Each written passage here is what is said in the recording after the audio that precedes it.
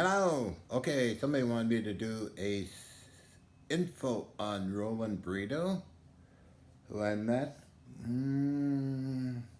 early '80s. Stayed with us for a year. I think almost a year or under a year. Because somebody mentioned, can you talk about Roland? Sure. Okay, Roland Bredow, who I met early '80s, and he stayed at 560 Canby Street, the old Murchie Tea building in Vancouver, where my lab was. There was a sort of an upstairs where it built a vault to hold all the guns and stuff. So he made a Bavarian castle, as he called it. But he took about 4,000 photographs of weird effects when I was there operating stuff. And he took them back to Germany along with a rock that Alex Pizarro found in the desert that had a pulsating magnetic field of about 5 cycles per second. And we were hanging out at Billy Ross's home. What address was that? 219 Fifth Avenue, Vancouver, in the complex he helped build or designed. Okay, because that's where he'd get his dinners and use the phone and that kind of stuff. So Roland,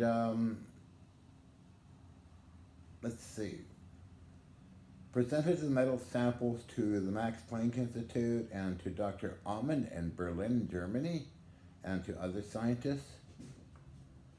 Very interesting times, I must say. So Roland had the metal samples analyzed, photographs, he showed them. I never seen the photographs, but that's what he said. In the evening time, we'd be watching Star Trek, Next Generation.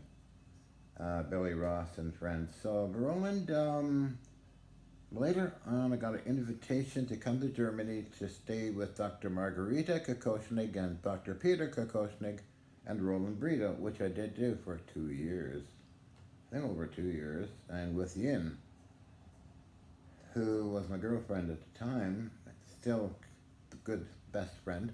Anyway, so Roland did a lot of research. I have all the documentation. And it was a good time. Some of the effects at 560 Canby were pretty interesting. Roland presented a lot of legal papers to get the lab over to Germany and never made it because it was intercepted by Canadian government people. Sabotaged cargo container, all cargo express, involved Richard Blue, Environment Canada. I like naming names, it helps a little bit, doesn't it? Plus D&D Canada. So that was the guns and electronics are put in storage for my return from Germany. I'm sort of wandering all over the place, that's okay. However, the main lab was destroyed, as written up in the newspapers. But anyway, back to Roland. So in 2006, Roland and I spent, would you believe, this is hard to believe, but 24 hours on a telephone call. And he brought in one of his students, who I might have pictures of or videos of, to the lab at my apartment lab. It was 2006. I might have photographs. I do, actually. And maybe videos. But anyway, that was a very intriguing situation. So that's some of his Roland's research and was written up in Esquire magazine. His research into my stuff. I have that article still. For a cover picture, I'll upload a page or something like that. But that's the question I got from somebody. And watching some of my videos about Roland and friends. Roland had a brother, Bernard Bredow, who had a museum in Siegsdorf displaying a giant mammoth he found.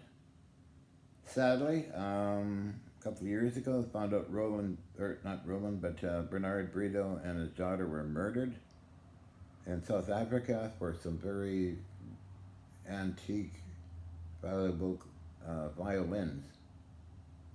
That's a bit of a shocker, so that has probably shocked Roland as well. But the last I heard from Roland, 2006, on that phone call, and I did go back to Germany when the unit's making her movie on UFOs, and we did not see Roland.